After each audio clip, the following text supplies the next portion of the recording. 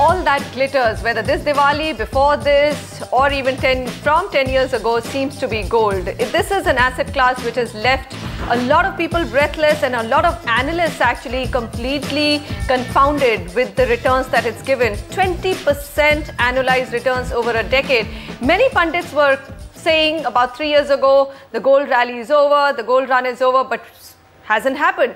Gagan Randev, last year on the same debate, which was gold versus equity versus real estate, you had fought out the panelists saying that no, 5 to 10% gold is not enough. You need to bump up gold in your portfolio. What about now? I still continue to be very bullish on gold. So if I was investing my money for the next 1 year, I would put real estate and gold, and not necessarily because I work in the real estate sector, but real estate and gold as my two top investment allocations. Simply because I think gold, the story behind the success of gold, which was the global uncertainty.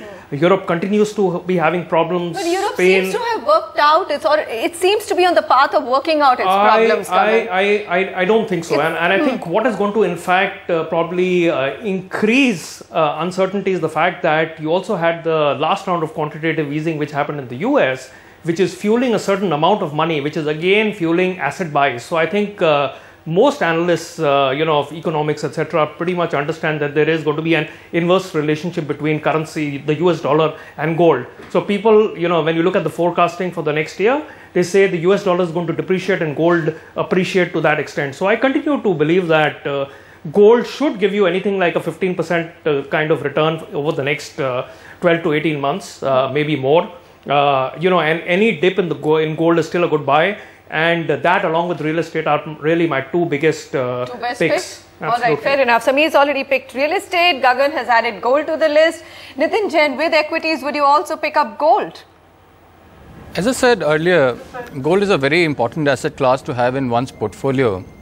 And not only necessarily for returns perspective, because it's a great hedge to inflation.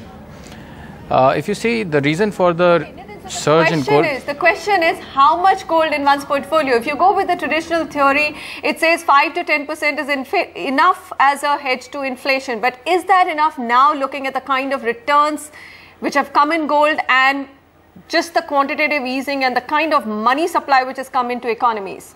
So if I were to look at for the next couple of years, I think I would be definitely overweight gold in my portfolio in terms of asset allocation, simply because of two reasons. That one, the quantitative easing, the QE3 that we just saw, I think will ensure that cost of capital internationally will remain very low, and which automatically means that something like gold, where the annual production is around $220 billion, which means limited supply, I think it will continue to move up.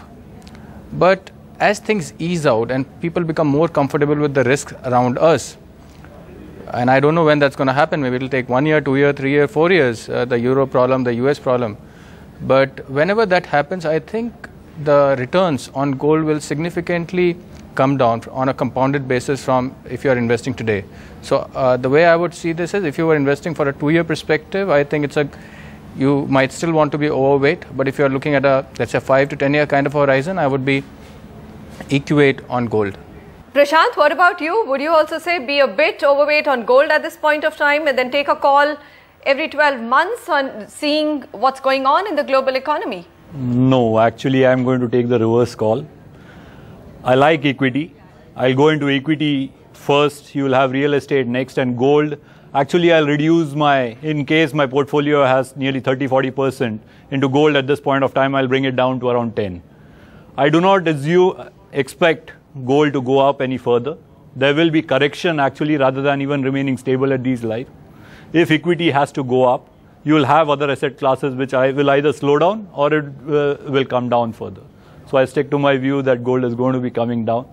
I see a larger downside than what everybody is talking about. All right, so that's a counter point of view on gold.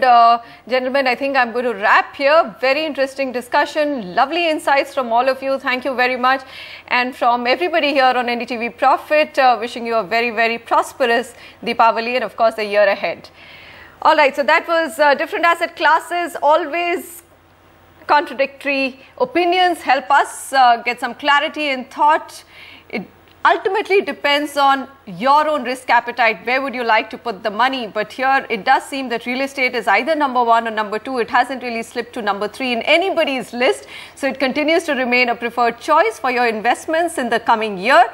And when it comes to gold and equities, the spectrum is literally north and south. So choose one or choose both in different quantities. Thanks very much for joining me today. Goodbye.